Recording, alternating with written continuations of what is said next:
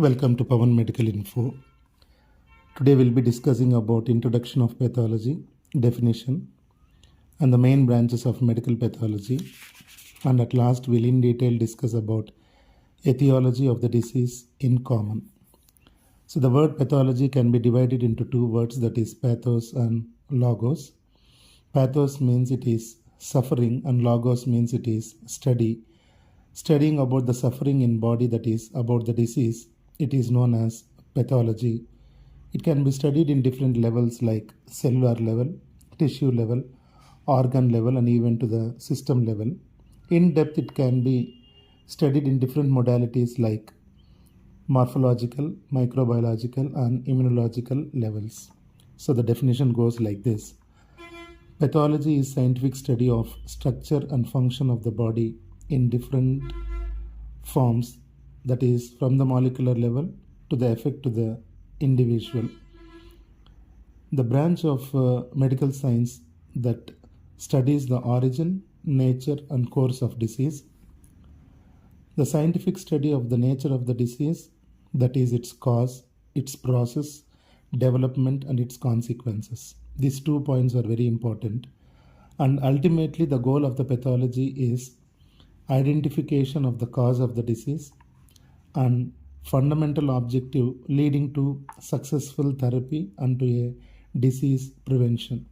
So the goal of pathology is to identify the disease, number one. Number two, giving successful treatment. The third one is prevention. These things are very important. When you come for the subdivisions of pathology, we have 4 important terminologies to be discussed, that is etiology, pathogenesis, morphology, and clinical significance. When you come for etiology, it is the study of cause or causative agent of the disease. For example, tuberculosis is caused by Mycobacterium tuberculosis. So etiology is Mycobacterium tuberculosis, that is the major cause of the disease. When you go to the second point, that is pathogenesis, study about the disease progression in the body or evolution in the body is known as pathogenesis. In simple words, the disease process itself is known as pathogenesis.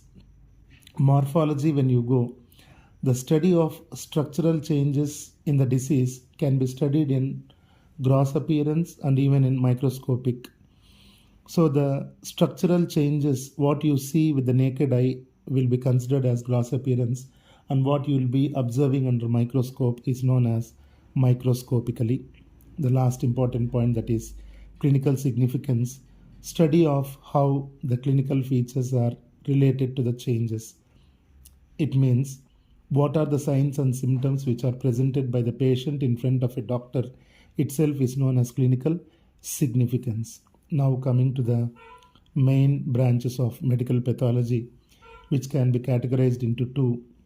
Number 1, it is general pathology. Number 2, it is systemic pathology. When you come for the first one, that is general pathology, common changes in all tissues will be considered under general pathology. For example, inflammation, cancer, or aging. When you come to the second category, that is systemic pathology, specific changes in the organ.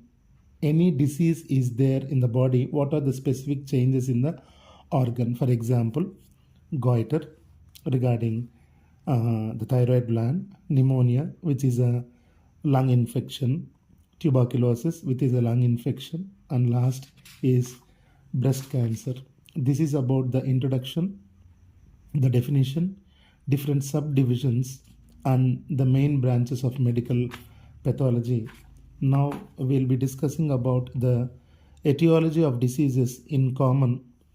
The etiology can be categorized into 2 headings. Number 1, it is environmental agents. The second one is genetic factors. Coming to the first one, that is environmental agents, physical agents, chemical. The third one, nutritional. The next one, infections. The fifth one is immunological, and the sixth one is psychological. These are the agents under the first heading, that is environmental agents. Going to the second main category of etiology, that is genetic factors. First one will be the age, second one genes, the last one multifactorial etiology. Let us discuss one by one in detail.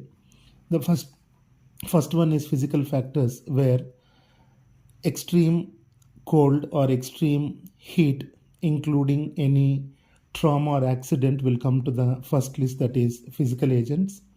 When you come to the chemical agents, any chemical that has been consumed or any toxic substance, or sometimes any microorganism producing a toxic substance, it may be endotoxin or exotoxin, that will come to the second category, that is chemical agent. When you come to the nutritional agents, especially the malnutrition, when body doesn't get enough nutrients like vitamins, minerals and essential substances, that will come into the third category, that is nutritional.